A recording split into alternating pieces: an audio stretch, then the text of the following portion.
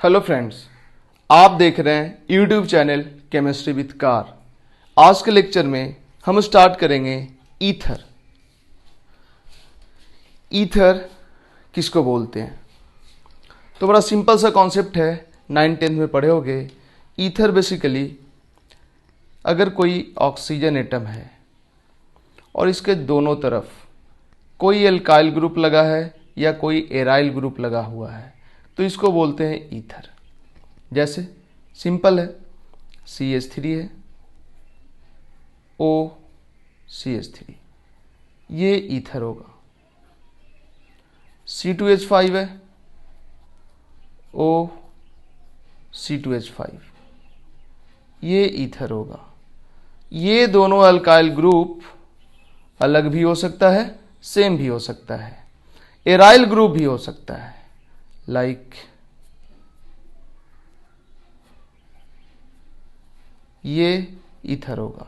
मतलब सिंपल है, ऑक्सीजन है, इसके एक तरफ और दूसरे तरफ क्या लगा हो, या तो एल्काइल ग्रुप लगा हो या एराइल ग्रुप लगा हो, ईथर कहलाएगा। ठीक है, बढ़ते हैं थोड़ा आगे कुछ बेसिक छोटे मोटे क्वेश्चंस के तरफ जो हम केमिकल बॉन्डिंग में पढ़ चुके हैं, और उसके बाद बढ़ेंगे preparation of ether and then reaction of ether. अगर हम वाटर की बात करें, अल्कोहल की बात करें, अल्कोहल में ले लेते हैं मिथेनॉल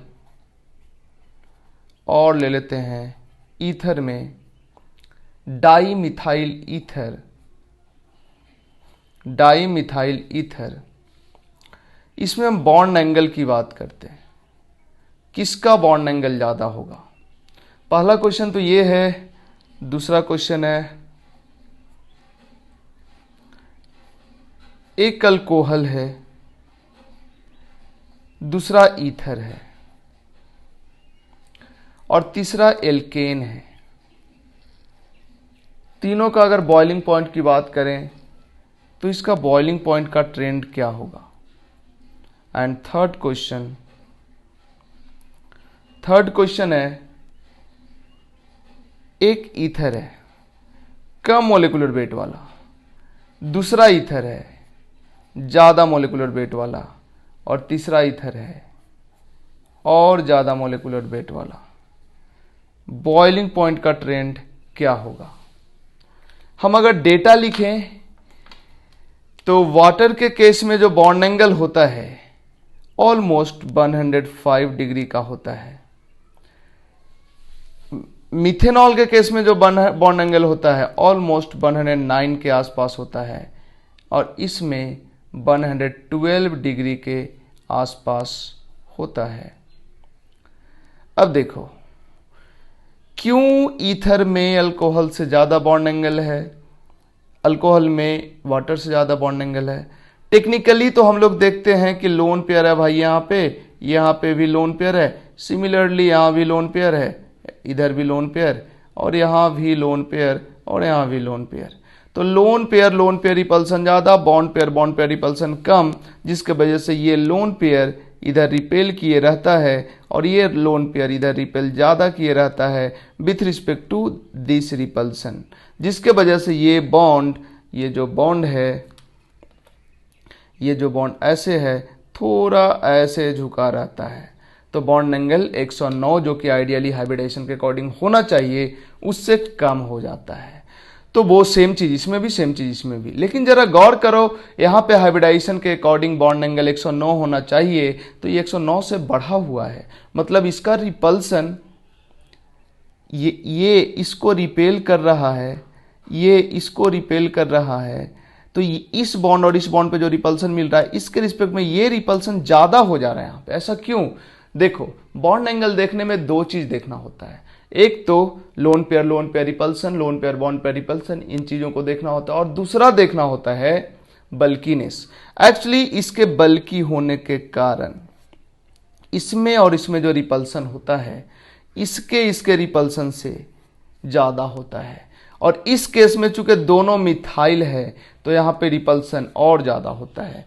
तो इसके बीच में जो रिपल्सन होता है जिसके वजह से इसका बॉन्ड एंगल ज़्यादा, इसका बॉन्ड एंगल कम और इसका बॉन्ड एंगल सबसे कम होता है। ठीक है, अब बात करते हैं बॉइलिंग पॉइंट का।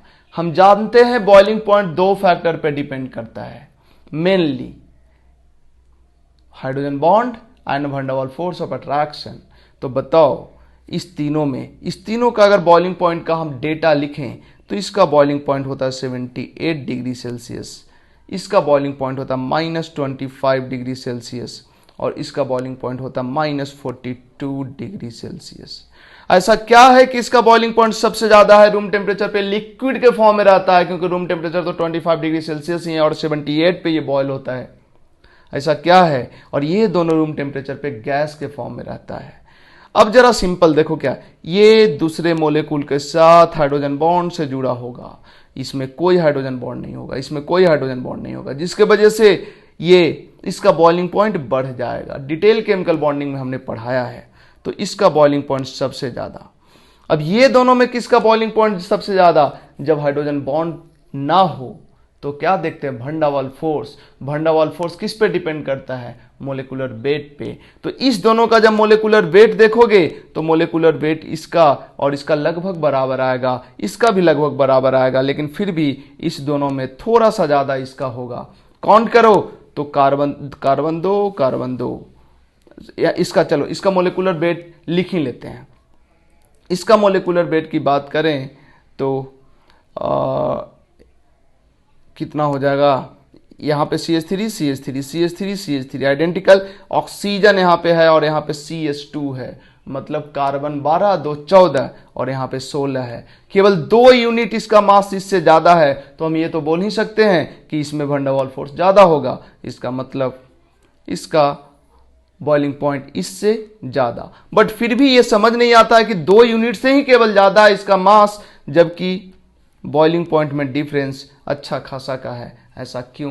देखो, जो पोलर मॉलिक्यूल होता है उसका कुछ डायपोल मोमेंट होता है, और जब डायपोल मोमेंट होता है तो एक डायपोल दूसरे डायपोल को अट्रैक्ट करता है, मतलब इसका डायपोल मोमेंट कुछ होगा, इसका डायपोल मोमेंट बहुत कम होगा, क्योंकि इसमें कार्बन हाइड्रोजन बॉन्ड है। Carbon hydrogen bond almost non polar होता है, जिसके वजह से इसका ओवरऑल डायपोल मोमेंट बहुत कम आएगा और इसका ओवरऑल डायपोल मोमेंट कुछ आ जाएगा। ठीक है, तो इसका डायपोल मोमेंट ज्यादा है इसके रिस्पेक्ट में। तो जिस कंपाउंड का डायपोल मोमेंट ज्यादा होता है उस कंपाउंड का बॉइलिंग पॉइंट ज्यादा होता है, क्योंकि इंटरमोलेकुलर फोर्स ऑफ अट्रैक्शन, एक डायपोल दूसरे डायपोल को अट्रैक्ट करता है। ठीक है, हालांकि तुम सिंपल वे में हाइड्रोजन बॉन्ड और वैन डेर वाल्स फोर्स से भी एक्सप्लेन कर सकते हो। हाइड्रोजन बॉन्ड इसमें ज्यादा, इसमें हाइड्रोजन बॉन्ड है इसलिए इसका बॉइलिंग पॉइंट ज्यादा, और इस दोनों में किसी में हाइड्रोजन बॉन्ड नहीं है तो मोलिकुलर मास देखेंगे, इसका मोलिकुलर मास ज्यादा इसलिए इसमें वैन डेर वाल्स फोर्स ज्यादा, इसलिए इसका बॉइलिंग पॉइंट ज्यादा, सबसे कम इसका। लेकिन एक चीज और है, ऐसा एकदम आंख बंद करके भी नहीं बोलना चाहिए कि हाइड्रोजन बॉन्ड है तो उसका मेल्टिंग एंड बॉइलिंग पॉइंट जिसमें हाइड्रोजन बॉन्ड नहीं है उससे ज्यादा ही होगा। ये जरूरी नहीं है। अगर 4-5 कंपाउंड है, सबका molecular mass more and less equal है, मतलब सबके मोलेकुलर मास में डिफरेंस बहुत ज्यादा का नहीं है, वैसे केस में जहां हाइड्रोजन बॉन्ड है उसका बॉइलिंग पॉइंट ज्यादा होगा, जहां हाइड्रोजन बॉन्ड नहीं है उसका बॉइलिंग पॉइंट कम होगा। और जब दो में हाइड्रोजन बॉन्ड नहीं है तो दोनों का मोलेकुलर मास देखना चाहिए। क्यों? वैन डेर वाल्स फोर्स के कारण। ठीक है, ऐसा हो सकता है कि किसी मोलेकुल का मोलेकुलर मास बहुत ज्यादा हो और किसी मोलेकुल का मोलेकुलर मास बहुत कम हो, और जिसमें मोलेकुलर मास कम है उसमें हाइड्रोजन बॉन्ड हो। तो ऐसा हो सकता है कि हाइड्रोजन बॉन्ड पे वैसे केस में van der Waals force dominate कर जाए, मतलब जिसमें हाइड्रोजन बॉन्ड नहीं है उसी का बॉइलिंग पॉइंट ज्यादा हो जाए, ऐसा हो सकता है। ठीक है, लेकिन अगर molecular mass almost more and less, मतलब बहुत कम का डिफरेंस हो मोलेकुलर मास में, तब जिसमें हाइड्रोजन बॉन्ड होगा उसका बॉइलिंग पॉइंट ज्यादा ही होगा। इन जनरल करके हम बोल सकते हैं कि जिसमें हाइड्रोजन बॉन्ड उसका बॉइलिंग एंड मेल्टिंग पॉइंट ज्यादा होता है। ठीक है, सवाल है अब यहां पे, ये सब का बॉइलिंग पॉइंट किसका ज्यादा? सब तो एक ही ईथर ही है, किसी में हाइड्रोजन बॉन्ड नहीं। क्या देखेंगे? Molecular mass. इसका मोलिकुलर मास ज्यादा, इसका मतलब इसमें इंटरमोलिकुलर फोर्स ऑफ अट्रैक्शन ज्यादा, वंडरवाल फोर्स ऑफ अट्रैक्शन ज्यादा, मतलब इसका बॉइलिंग पॉइंट ज्यादा, एंड देन ये। ठीक है, इसके बाद चलते हैं, एक स्पेशल टाइप का ईथर है जिसको बोलते हैं क्राउन ईथर। तो उसको एक आध एग्जाम्पल देख लेते हैं। ऐसे ये पढ़ना नहीं है, लेकिन फिर भी थोड़ा बहुत जान लेने में क्या जाता है। इस तरह का अगर कोई ईथर हो, देखो हम बना रहे हैं अभी,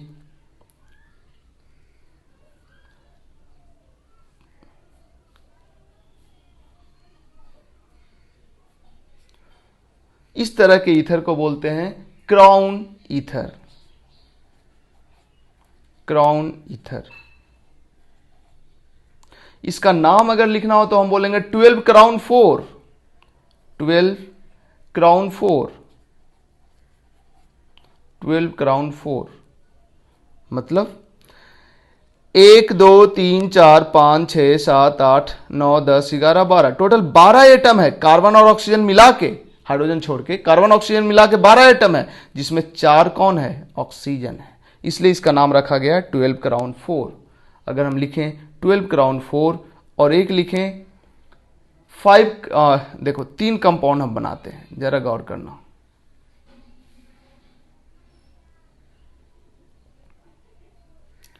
ओह सॉरी, अभी तुमको दिख नहीं रहा होगा, तो हम फिर से हम बता देते हैं।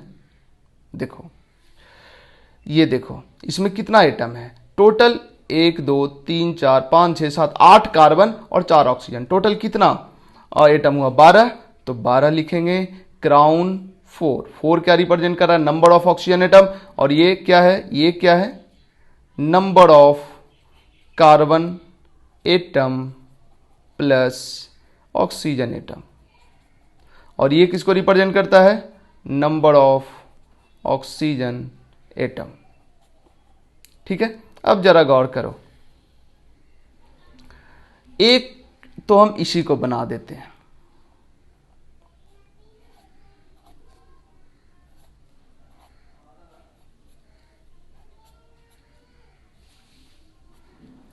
एक 5 ऑक्सीजन वाला क्राउन ईथर बनाते हैं। 1 2 3 4 5।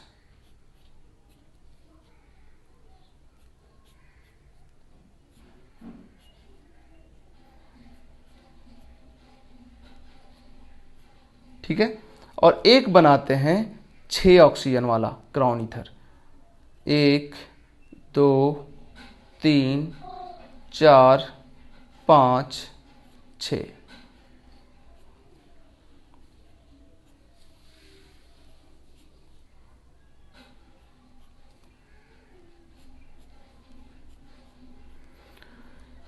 इसको तो बोलेंगे 12 क्राउन 4। इसको क्या बोलेंगे?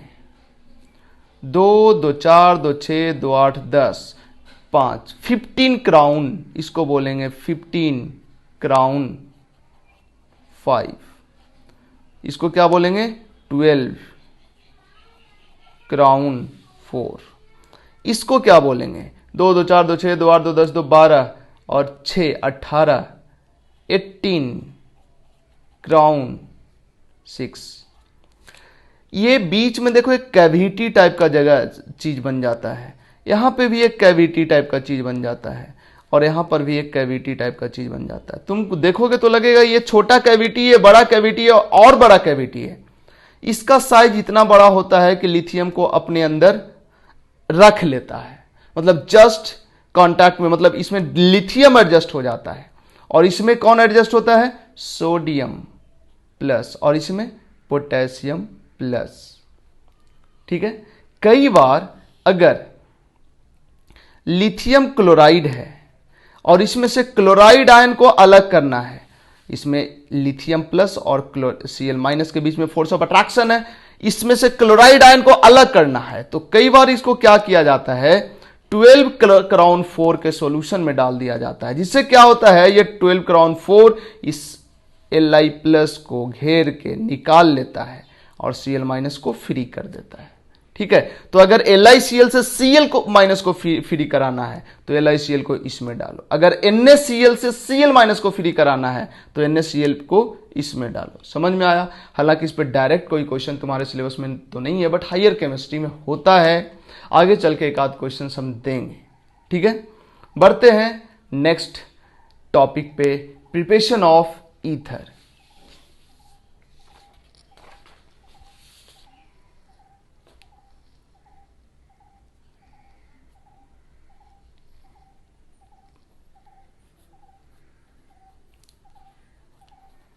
Preparation of ether. Preparation of ether में दो रिएक्शन हम पढ़ेंगे, एक तो dehydration of alcohol. Preparation of ether का जो पहला होगा वाई डिहाइड्रेशन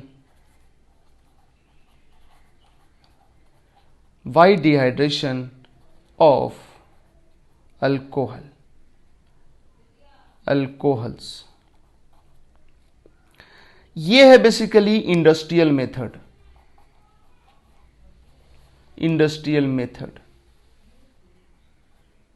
इंडस्ट्री में ये मेथड अपनाया जाता है ईथर बनाने के लिए। डिहाइड्रेशन ऑफ अल्कोहल के डिहाइड्रेशन से तो अभी तक हम पढ़ते थे एल्कीन बनता था, बट यहां पे अल्कोहल के डिहाइड्रेशन से ईथर बनाने की बात चल रही है। जरा गौर करो क्या करना इसमें और क्या है इसमें। अगर कोई ईथर है, कोई अल्कोहल है, बाय द वे ROH, मेरे को बताओ इस अल्कोहल से एक मिनट,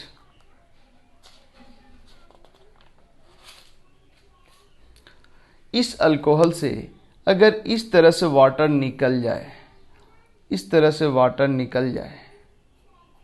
तो रिमूवल ऑफ वाटर क्या डिहाइड्रेशन ही तो कहलाता है। ईथर तो बन गया नहीं।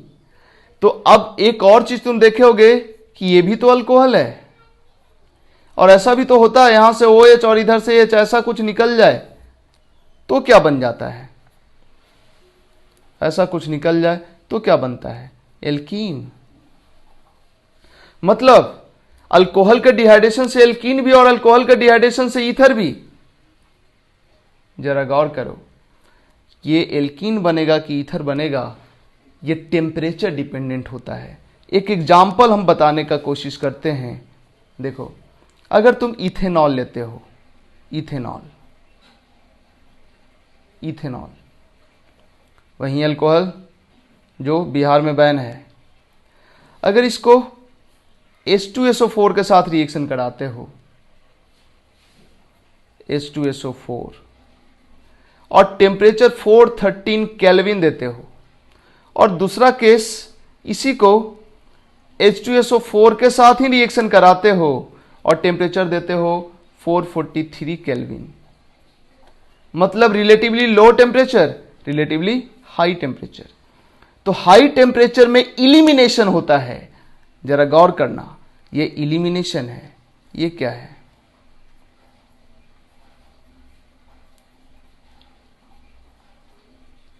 या ये बोल सकते हो ये डिहाइड्रेशन जो है इंट्रामोलेकुलर डिहाइड्रेशन है और ये इंटरमोलेकुलर डिहाइड्रेशन है। ठीक है, तो जरा गौर करो, इथेनॉल है, इथेनॉल पीने वाला अल्कोहल, अगर 413 केल्विन पे हीट करते हैं H2SO4 के साथ तो जो प्रोडक्ट मिलता है वो ईथर मिलता है, और अगर इसी इथेनॉल को हीट करते हैं 443 केल्विन पे, मतलब हाई टेम्परेचर पे, तो एल्कीन मिलता है।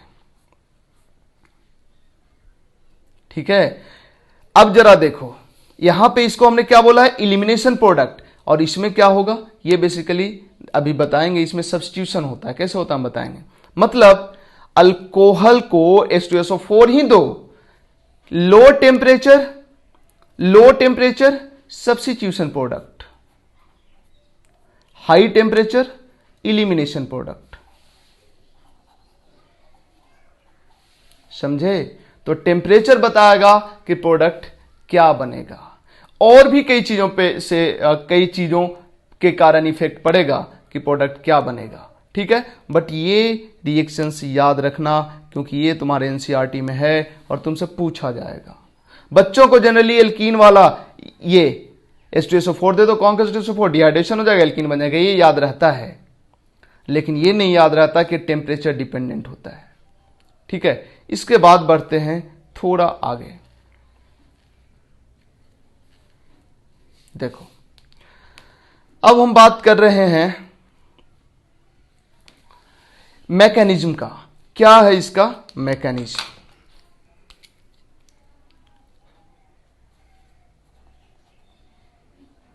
और पहले भी हमने बताया कि हाई टेम्परेचर पे एलिमिनेशन फेवर्ड होता है और लो टेम्परेचर पे सब्स्टिट्यूशन।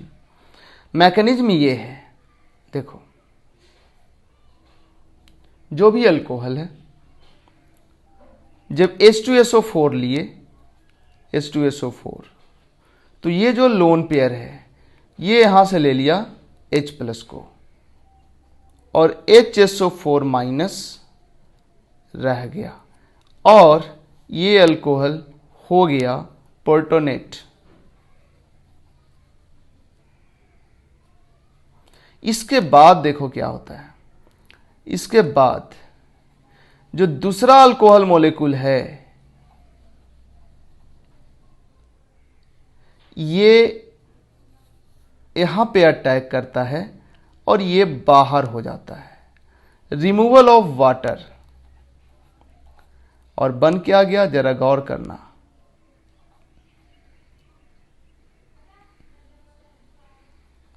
ये बना। देन आफ्टर डीप्रोटोनेशन करा दो, ये H प्लस कोई निकाल लेगा। कौन निकाल लेगा? HSO4 माइनस निकाल लेगा, या दूसरा अल्कोहल मोलेकुल ही यहां से H प्लस निकाल लिया, बन गया देखो ईथर बन गया। बट सवाल ये भी है, ये भी तो हो सकता था कि इसके बाद ये अटैक ना करे और यहां पे कुछ और हो जाए, ये वाटर निकल जाए, कार्बोकेटाइन बने और कार्बोकेटाइन बनने के बाद इससे यहां से H प्लस निकाल ले कोई, कौन निकाल लेगा? HSO4 minus. यहां से H प्लस को निकाल लिया, H2SO4 बन के बाहर हो गया, एल्कीन बन जाएगा। एल्कीन बना, ईथर बना। अब कौन किस केस में बनेगा? ये बेसिकली ये कौन सा मैकेनिज्म है? ये है SN2। ये कौन सा मैकेनिज्म है? ये है E1।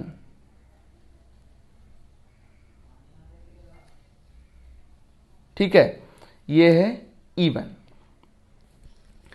अब किस केस में E1 मेजर होगा और किस केस में SN2 मेजर होगा? ठीक है, जरा समझना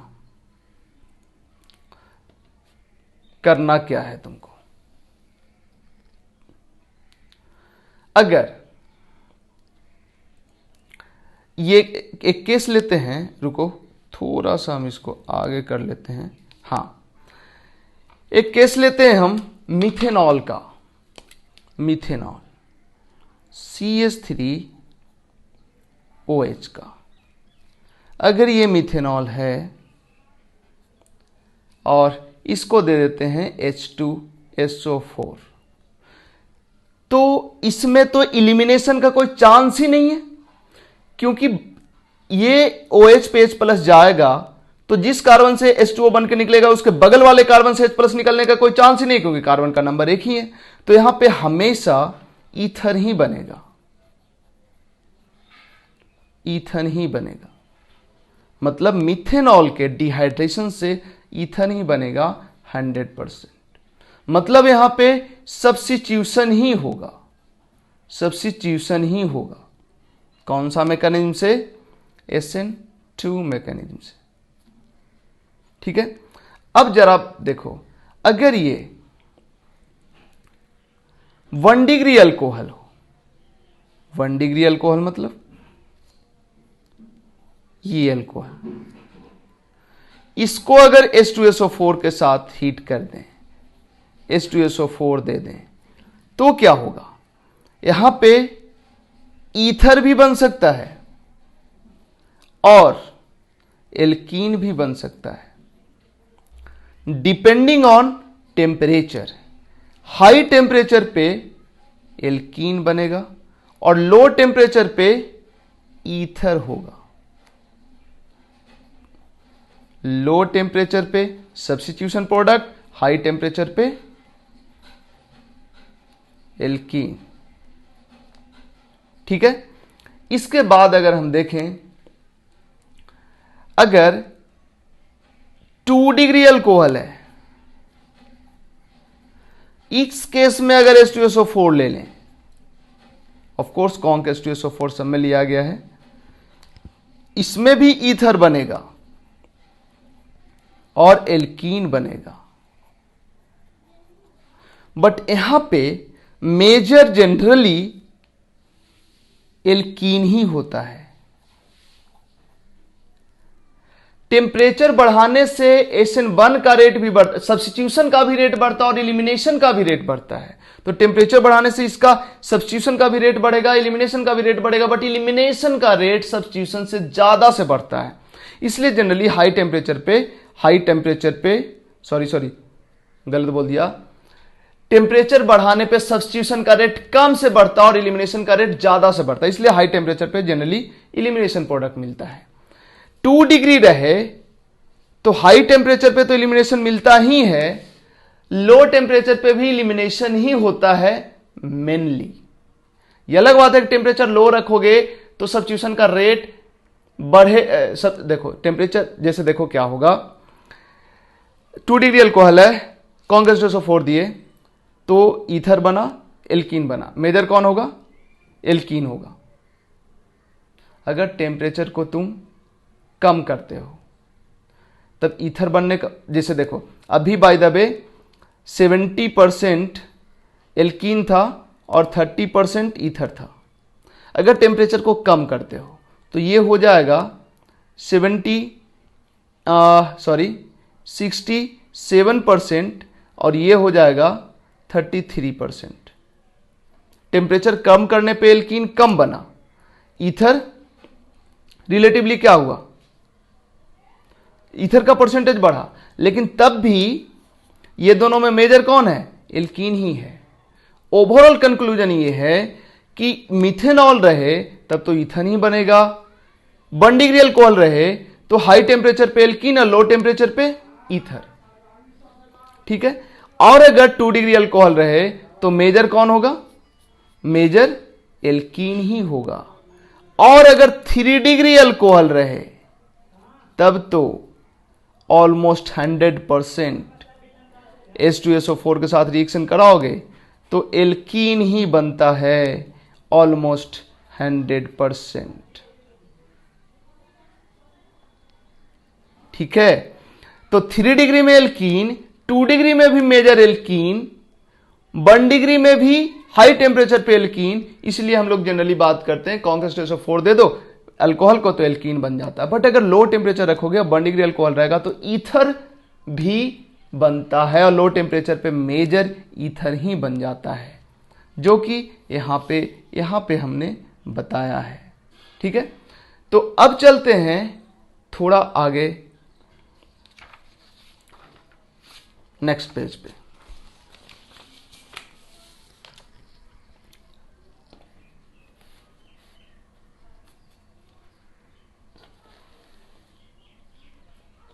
देखो अभी जो कुछ भी पढ़ा उसमें क्या क्या पॉइंट्स था उसको थोड़ा सा और देख लेते हैं।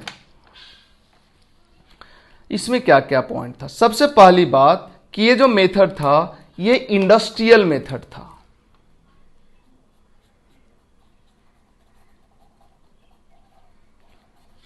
क्या बनाने का इंडस्ट्रियल मेथड? अल्कोहल बनाने का, सॉरी ईथर बनाने का इंडस्ट्रियल मेथड था। इसमें कौन सा मैकेनिज्म हो रहा है? SN2। गौर करना, यहां पे ये SN2 है ना, SN2। इसका मतलब यहां पे क्या होना चाहिए? 1 डिग्री रहे तो सब्स्टिट्यूशन का रेट ज्यादा बढ़िया होगा। तो ईथर बनाना है अगर तुमको तो या तो मिथेनॉल होना चाहिए या 1 डिग्री अल्कोहल होना चाहिए अगर ईथर बनाना है तो। 2 डिग्री अल्कोहल और 3 डिग्री अल्कोहल नहीं रहे ईथर बनाने में तो ज़्यादा बढ़िया है। ठीक है, इंडस्ट्रियल मेथड है, SN2 मैकेनिज्म होता है। ये मेथड बढ़िया है प्राइमरी अल्कोहल के लिए, good for primary alcohol. Primary alcohol मतलब 1 डिग्री अल्कोहल के साथ ही ईथर बनता है केवल, इसलिए हमने लिखा good for primary alcohol. And last point, symmetrical ether.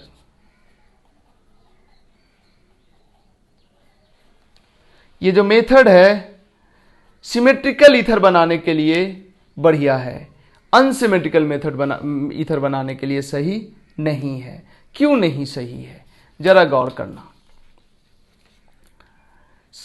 अगर हम CH3OH कॉन्क H2SO4 H2SO4 लिया है तो हमको जो ईथर मिलेगा CH3OCH3 है।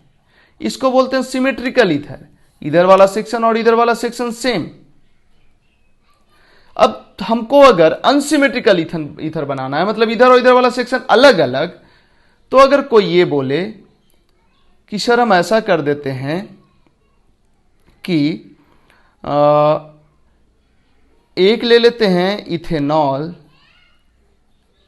मिथेनॉल और एक ले लेते हैं इथेनॉल, तो यहां से वाटर निकल के तो अनसिमेट्रिकल ईथर बन ही सकता है। कॉन्क H2SO4 लेंगे तो मतलब ये तो बन ही सकता है, बिल्कुल बन सकता है। बट इसके साथ साथ ये वाला ईथर भी बनेगा और इसके साथ साथ ये वाला ईथर भी बनेगा, मिक्सचर ऑफ प्रोडक्ट बनेगा। हमें चाहिए था कोई एक प्रोडक्ट, मिल गया मिक्सचर ऑफ प्रोडक्ट। इसीलिए अनसिमेट्रिकल ईथर बनाने के लिए इस मेथड को हम सही नहीं मानते हैं। ठीक है, अब तुम जरा मेरे को एक चीज बताना, क्या ये वाला ईथर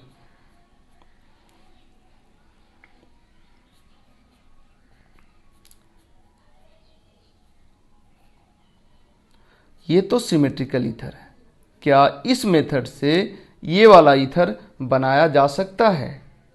नहीं, बिल्कुल नहीं बनाया जा सकता। क्यों नहीं बनाया जा सकता? तुम सोचोगे कि हम ले लेते हैं फिनॉल और उसके बाद ले लेते हैं H2SO4। तुम सोचोगे कि H2SO4 का H प्लस फिनॉल के OH पे जाएगा और ये वाटर बन के निकलेगा, तो ये नहीं पॉसिबल है क्योंकि यहां पे डबल बॉन्ड कैरेक्टर है। दूसरी बात तुम ये सोचोगे कि यहां पे दूसरा फिनॉल मोलिक्यूल यहां पे अटैक करे और ये बाहर निकले, तो ये भी नहीं होगा क्योंकि यहां पे डबल बॉन्ड कैरेक्टर है, ये बॉन्ड नहीं टूटेगा। मतलब ये वाला जो ईथर है सिमेट्रिकल होते हुए भी इस मेथड से नहीं बनाया जा सकता। ठीक है, ईथर तो ये वाला भी देखो, ये वाला ईथर भी सिमेट्रिकल होते हुए इस मेथड से नहीं बनाया जा सकता, क्योंकि इसको बनाने के लिए तुम ये वाला अल्कोहल लोगे और कॉन्क H2SO4 ले लोगे, डिहाइड्रेशन होके एल्कीन बन जाएगा। ठीक है ना, तो इस मेथड से वही सब ईथर बना पाओगे जिसमें इस कार्बन पे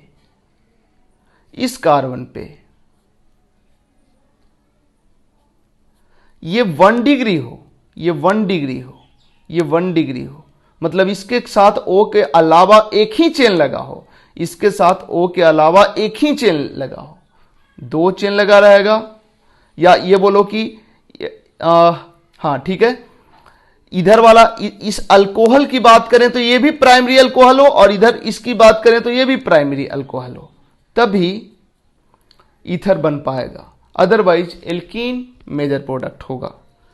मतलब न ये बन पाएगा न ये बन पाएगा इस मेथड से। ठीक है, अब हम बढ़ते हैं। अच्छा, इस मेथड का क्या एडवांटेज है? ये इंडस्ट्रियल मेथड है। एडवांटेज तो कुछ नहीं, इंडस्ट्रियल मेथड लैब में नहीं बनाया जा सकता, क्योंकि लैब में इतना टेम्परेचर मेंटेन करना, और चूंकि इसमें यील्ड अच्छा नहीं मिलता है, प्राइमरी अल्कोहल के साथ ही ईथर ठीक ठाक अमाउंट में मिलता है, बाकी सबके साथ ईथर बहुत कम मिलता है, इसलिए लैब में इस मेथड का यूज नहीं किया जाता है। अब आते हैं हम next reaction, Williamson ether synthesis.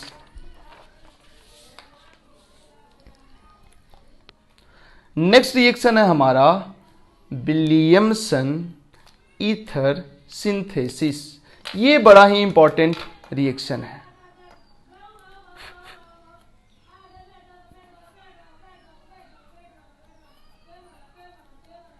Williamson ether synthesis या सिंथेसिस,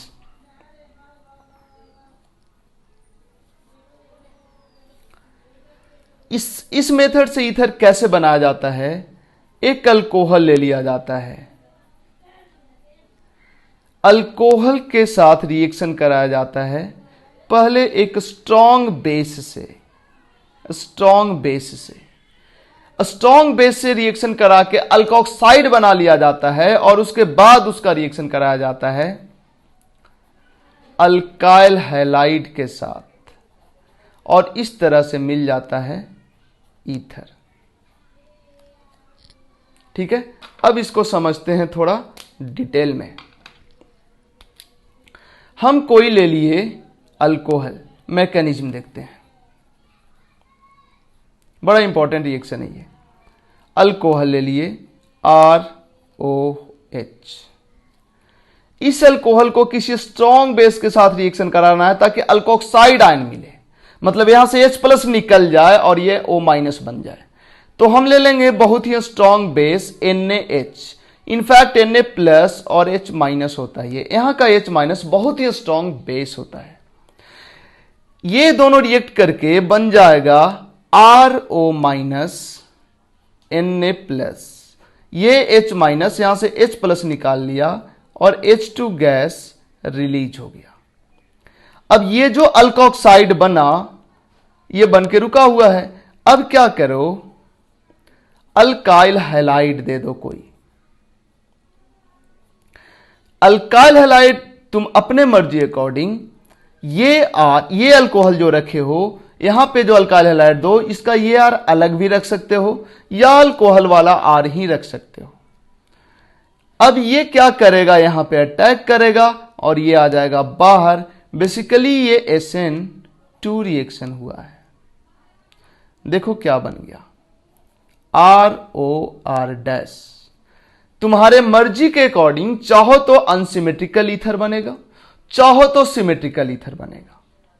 अब चूंकि ये वाला स्टेप SN2 होता है, तो इसको कम हिंडर रहना होगा, तो यील्ड ज्यादा अच्छा मिलेगा। मतलब ये अल्काइल हैलाइड अगर 1 डिग्री है, अगर CH3 मिथाइल हैलाइड है, तब तो यील्ड बहुत ही अच्छा मिलेगा। अगर 1 डिग्री है, 1 डिग्री अल्काइल हैलाइड है, इसके अलावा, तब भी यील्ड ठीक ठाक मिलेगा। 2 डिग्री अल्काइल हैलाइड है, तब भी यील्ड बहुत अच्छा तो नहीं, बट कुछ मिल जाएगा। बट अगर 3 डिग्री अल्काइल हैलाइड है, तब तो बिल्कुल ही नहीं यील्ड मिलेगा ईथर। क्या हो जाएगा यहां पे क्या हुआ, SN2। यहां पे क्या होगा, SN2 + E2। यहां पे क्या होगा, SN2 + E2। यहां पे क्या होगा, E2 ओनली। मतलब 3 डिग्री अल्काइल हैलाइड ले लोगे तो यहां पे ईथर ना बन के एल्कीन बनेगा। ठीक है, तो कोशिश करना है कि मिथाइल हैलाइड हो या 1 डिग्री हो। ठीक है, ये और ये ठीक है, इसमें तो ये मेजर होगा ही, इसमें भी इसका यील्ड ठीक ठाक मिलेगा। 2 डिग्री में भी E2 ही मेजर बनने लगता है, ये भी बनता है बट E2 ही मेजर होने लगता है। तो बढ़िया है कि मिथाइल हैलाइड लो या 1 डिग्री लो।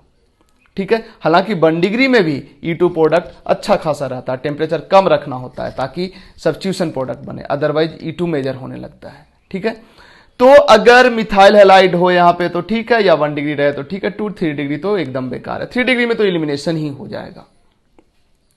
अब हम ये किस बेसिस पे बोलते हैं कि यहां SN2 होगा? चूंकि न्यूक्लियोफाइल स्ट्रांग है तो SN2 ही होगा। अब जरा गौर करो, इस मेथड से कौन कौन सा अल्कोहल नहीं बनाया जा सकता है और कौन कौन सा अल्कोहल इस मेथड से कौन कौन सा ईथर नहीं बनाया जा सकता है।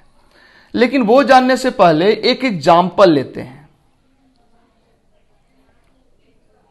एक एग्जाम्पल, CH3CH2OH है, इसका रिएक्शन कराए NaH के साथ, अल्कोक्साइड बना, इसका रिएक्शन कराए CH3Br के साथ, क्या बन जाएगा? 2 कार्बन 1 कार्बन, ये बन जाएगा। ये क्या करेगा? यहां से H+ निकाल लेगा, अल्कोक्साइड बनेगा, और ये O- यहां पे अटैक करके Br को निकाल देगा, ये बन गया। ठीक है, अब मेरे को बताओ, एक अल्कोहल, एक अल्काइल हैलाइड और एक बेस, इसी 3 का जरूरत है। अब हम तुमसे बोलें, अगर समझना जरा, एक ही कंपाउंड बनाने का हम 2 मेथड बताते हैं, ये दोनों मेथड में से कौन सा मेथड ज्यादा सही है? ठीक है, बट नहीं, इस क्वेश्चन को करने से पहले एक दूसरा क्वेश्चन करते हैं। ये वाला अल्कोहल लेते हैं, इसका रिएक्शन करा देते हैं NaH के साथ, क्या बनेगा? अल्कोक्साइड बनेगा। इसका रिएक्शन कराते हैं CH3Br के साथ, बताओ क्या बनेगा? एलिमिनेशन का तो कोई चांस ही नहीं है, ये अटैक किया, इधर Br निकल जाएगा और बन जाएगा ईथर। ये SN2 हुआ है, SN2 हुआ है। अब अगर इसी का रिएक्शन हम करा देते इसके साथ, तो यहां पे ये यहां अटैक करके इसको निकाल भी सकता था, या ये यहां से H+ निकाल ले और यहां से Br निकाल के एल्कीन भी बना सकता था, मतलब यहां ईथर भी बन सकता था एंड एल्कीन भी बन सकता था, मतलब SN2 भी हो सकता था और E2 भी हो सकता था। स्ट्रॉन्ग बेस है नहीं ये, तो E2। इसी तरह से अगर हम बात करें, इसी का रिएक्शन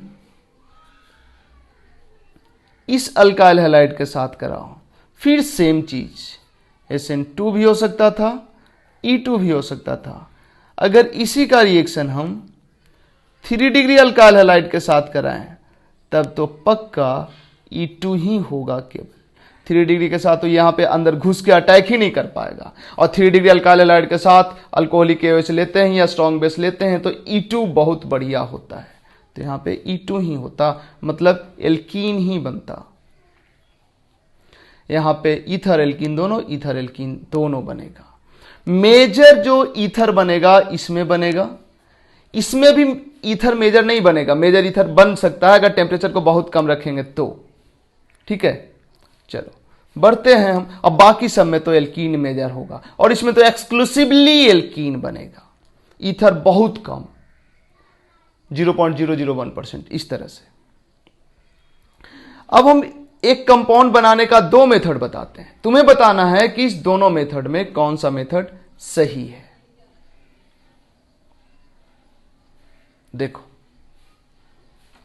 मार्कर चेंज करते हैं।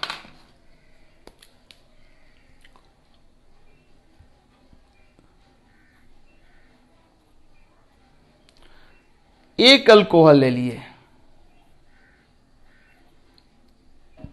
इस अल्कोहल का रिएक्शन कराए हम बेस के साथ,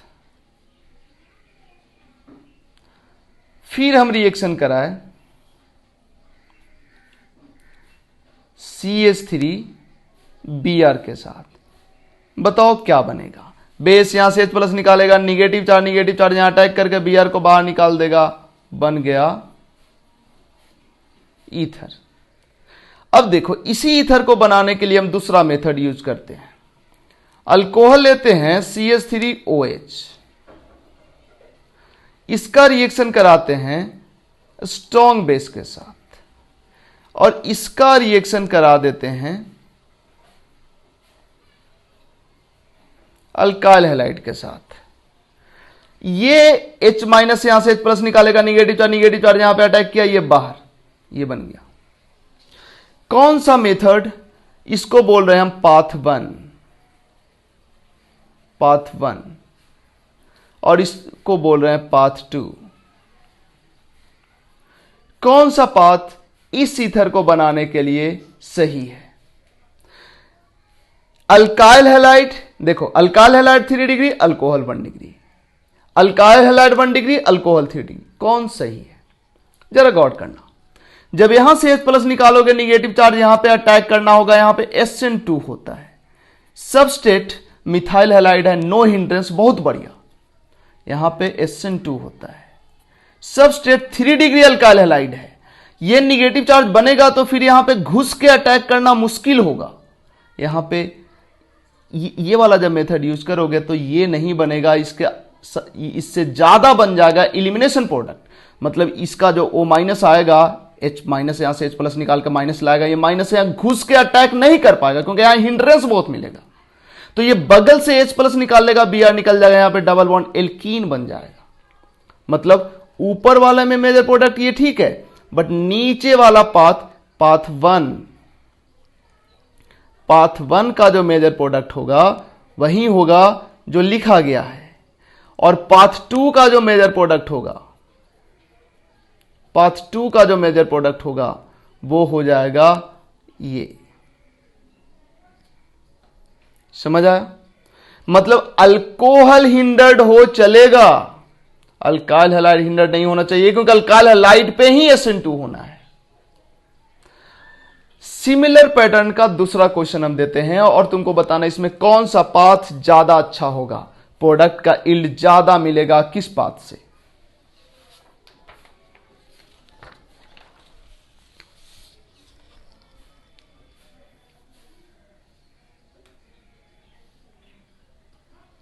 देखो,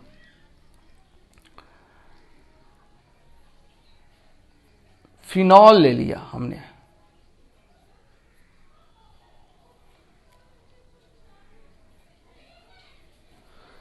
फिनॉल का रिएक्शन करा दिया स्ट्रॉन्ग बेस के साथ NH। तुम यहां पे NaOH भी रख सकते हो, क्योंकि यहां से H प्लस निकाल तो NaOH भी सकता है। इसके बाद क्या करो, CH3Br ले लो। क्या लगता है तुमको? H माइनस यहां से H प्लस निकालेगा, निगेटिव चार्ज यहां अटैक करेगा, Br माइनस बाहर, और ये बन गया प्रोडक्ट।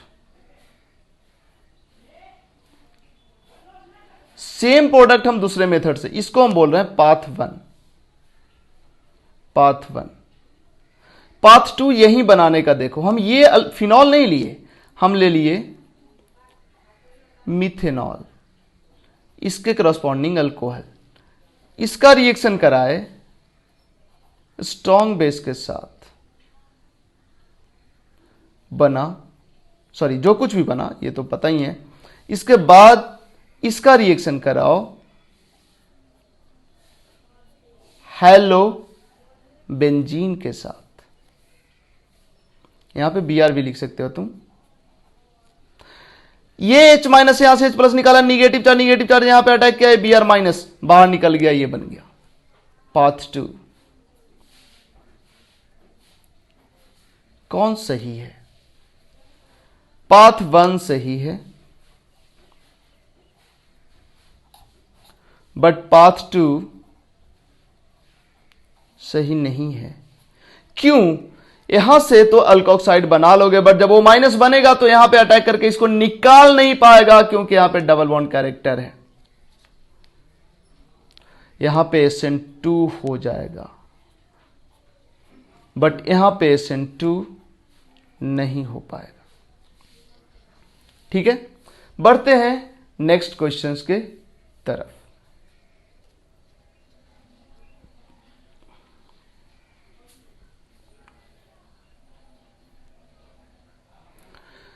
नेक्स्ट क्वेश्चन है हमारा, हम कुछ एग्जाम्पल लिखते हैं और तुमसे पूछते हैं कि ये सब ईथर विलियमसन ईथर सिंथेसिस से बनाया जा सकता है या नहीं।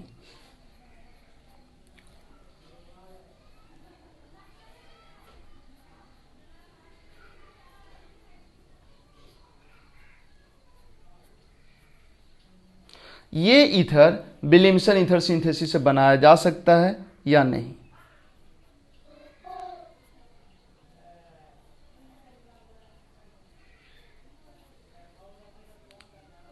ये ईथर बनाया जा सकता है या नहीं। ये ईथर बनाया जा सकता है या नहीं, एंड साथ साथ ये ईथर बनाया जा सकता है या नहीं।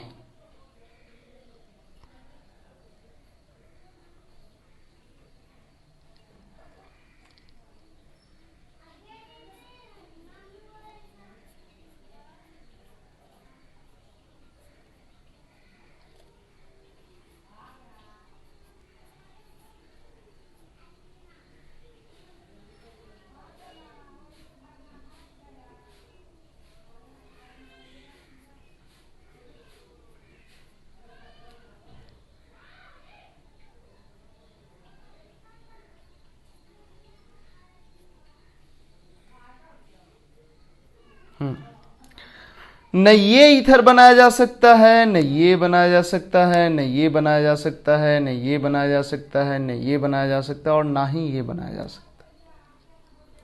क्यों इसमें से कोई भी ईथर नहीं बनाया जा सकता विलियमसन ईथर सिंथेसिस से? सिंपल सा बात है। अगर हम तुमसे पूछें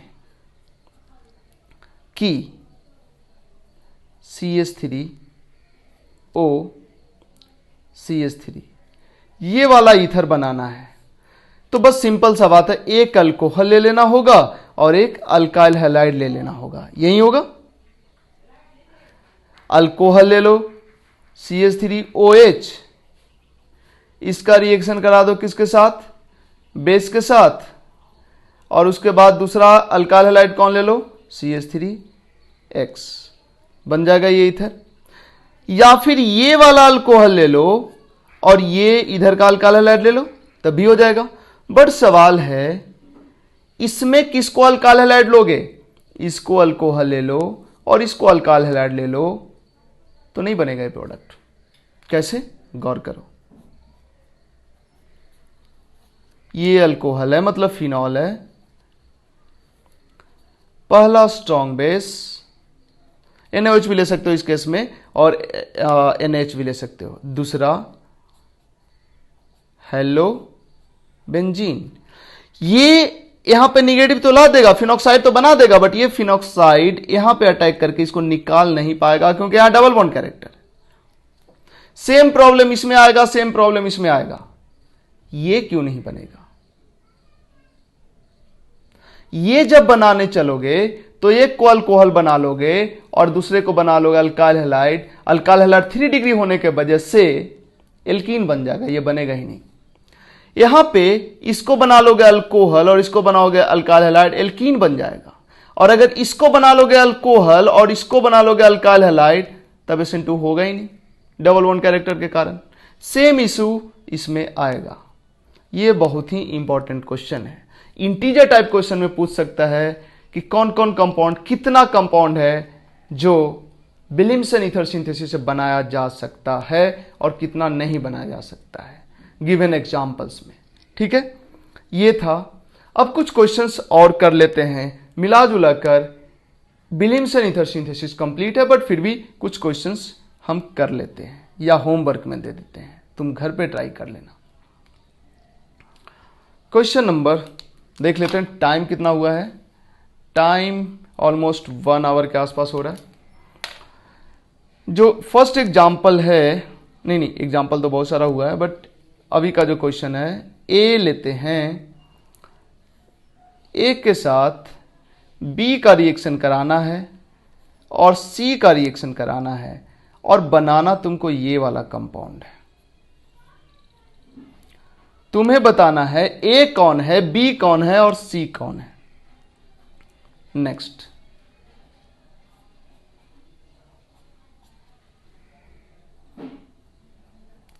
ये अल्कोहल है, इसका रिएक्शन कराना है NaH के साथ और दूसरा कराना है CH3Br के साथ। सिमिलरली इसी का रिएक्शन कराना है 1 नंबर सोडियम के साथ और 2 नंबर CH3Br के साथ। दोनों का प्रोडक्ट बताना है।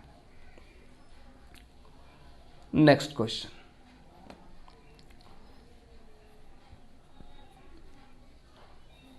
ए है, 1 नंबर में B है और 2 नंबर में C है और प्रोडक्ट बनाना है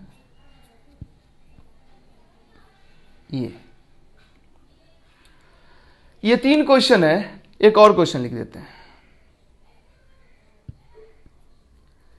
ए है और इसको कुछ नहीं, B दिए हो केवल और बन गया है एक ईथर।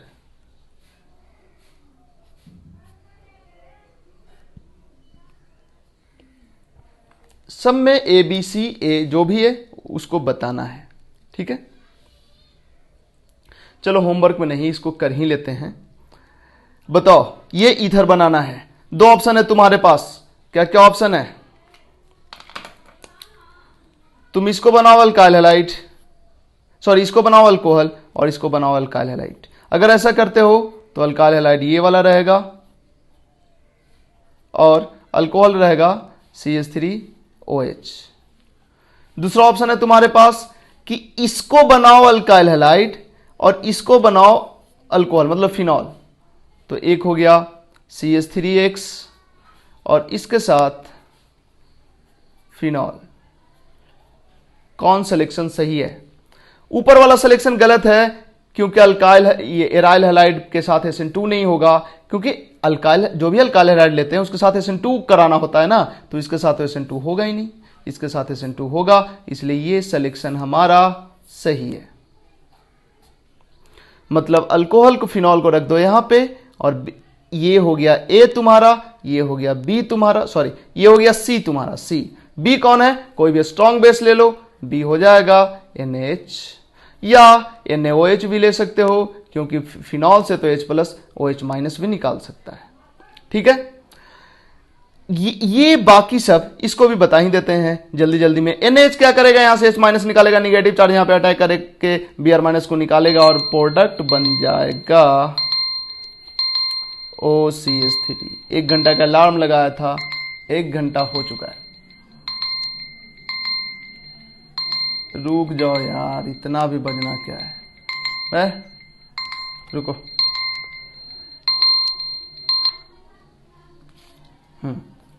ठीक है, ये सोचो सोडियम के साथ अल्कोहल का रिएक्शन होकर क्या बनाता है? फिनॉक्साइड और H2 बनता है। फिनॉक्साइड बना, अब ये जो फिनॉक्साइड है यहां पे अटैक करके Br- को निकाल दिया, सेम प्रोडक्ट बनेगा। यहां देखो, यहां पे 2 ऑप्शन है, इसको फिनॉल बनाए, इसको अल्काइल हैलाइड बनाए, या इसको फिनॉल बनाए और इसको अल्काइल हैलाइड बनाए। तुम सोचो, 3 डिग्री अल्काइल हैलाइड रहेगा तो दिक्कत है, अल्काइल हैलाइड को 1 डिग्री ही रखना है, तो बेहतर तो ये होगा कि ये बनाओ फिनॉल और अल्काइल हैलाइड बनाओ CH3X और एक बेस ले लो। A हो जाएगा फिनॉल, B हो जाएगा कोई NaH ले लो और C हो जाएगा ये क्या है? इसमें तो बेस लिया ही नहीं गया है। ये देखो इसमें क्या होगा, ये पक्का साइकिल बनाए ना तो इंट्रामोलेकुलर विलियमसन ईथर सिंथेसिस होगा। मतलब ये कुछ ऐसा रहा होगा। एक क्वेश्चन छूट गया है, उसको भी हम पूरा कर लेते हैं। जरा ध्यान देना, इस क्वेश्चन को हम करते हैं। देखो क्वेश्चन था हमारा, ये बनाना था, यही बनाना था ना भाई, ये बनाना था। तो अब दो ऑप्शन है। ऑप्शन है क्या, इधर वाले को अल्काइल हैलाइड रखो और इधर वाले को अल्कोहल रखो, तो देखो क्या होगा। OH, नहीं, देखो OH इधर और इधर X, ये एक ये पॉसिबिलिटी है, और दूसरा पॉसिबिलिटी है इधर अल्काइल हैलाइड रखो और इधर अल्कोहल रखो।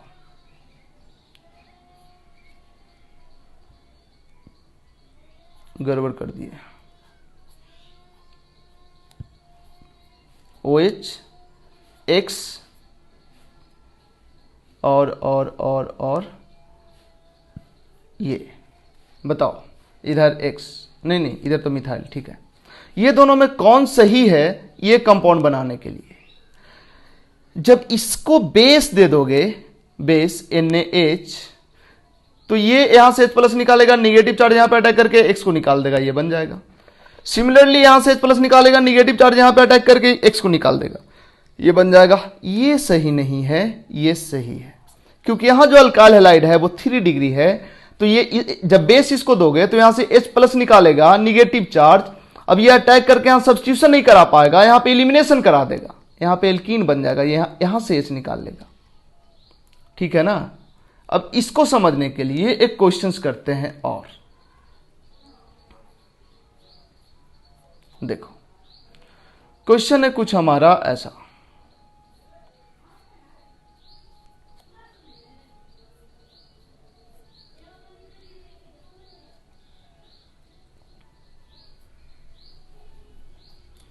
इसका रिएक्शन करा दो NaH के साथ, क्या बनेगा? इसी में अल्काइल हैलाइड है और इसी में अल्कोहल भी है, इसी में दोनों है। ये NaH, H- यहां से H+ निकालेगा, निगेटिव चार्ज अटैक करके इधर निकाल देगा, क्या बन जाएगा?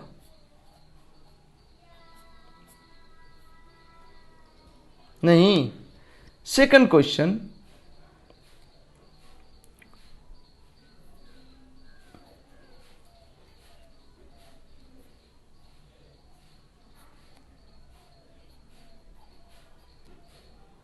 इसका NaH के साथ रिएक्शन कराते हैं, क्या होगा? H- यहां से H+ निकालेगा, निगेटिव चार्ज यहां पे अटैक किया, ये बाहर, ये बन गया। बट यहीं पे थोड़ा सा चेंज करते हैं, और अगर हम लिख देते हैं कुछ ऐसा, H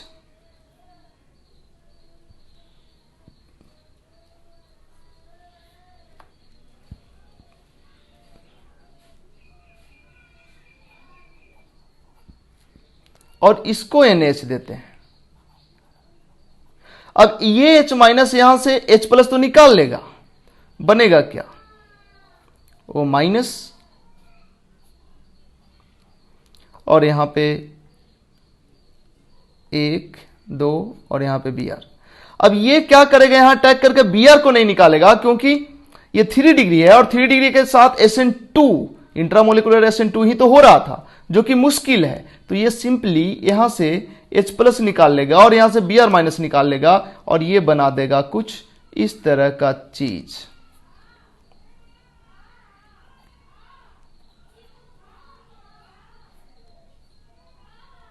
ठीक है, तो वही बात है, अगर ये दिया रहे, ध्यान देना, ये वाला ईथर दिया रहे बनाने के लिए, तो हम ये सिलेक्शन करेंगे या ये नीचे वाला सिलेक्शन करेंगे? इधर में अल्काइल हैलाइड बनाएंगे कि इधर में 3 डिग्री तरफ अल्काइल हैलाइड या 1 डिग्री तरफ alkyl halide? Of course alkyl halide 1 degree तरफ होगा, 3 डिग्री तरफ अल्काइल हैलाइड नहीं होगा। समझ आया? अब बढ़ते हैं एक और तरीका ईथर बनाने का, जिसको बोलते हैं अल्कोक्सीमर्कुरेशन डीमर्कुरेशन। अल्कोक्सीमर्कुरेशन डीमर्कुरेशन।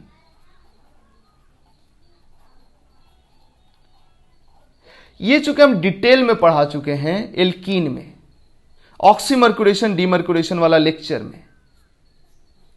ऑक्सीमर्कुरेशन डीमर्कुरेशन में क्या करते हैं, मर्क्यूरी के एसीटेट लेते हैं HgCH3COO2 और इसके साथ वाटर ले लेते हैं और 2 नंबर पे ले लेते हैं NaBH4OH-। ऐसा करते हैं तो एक जगह H और एक जगह OH आता है, बट अगर यही वाटर के जगह पे यहां पे कोई अल्कोहल ले लोगे तो एक जगह H और एक जगह OR आता है, मतलब एक जगह H और एक जगह OR आएगा, तो ईथर तो बना। तो अल्कोक्सीमर्कुरेशन डीमर्कुरेशन से भी ईथर बनता है, इसके बारे में डिटेल हम पढ़ चुके हैं एल्कीन चैप्टर में, रिएक्शन ऑफ एल्कीन में। आज के लिए इतना ही, मिलते हैं नेक्स्ट लेक्चर में रिएक्शन ऑफ ईथर के साथ। Thank you.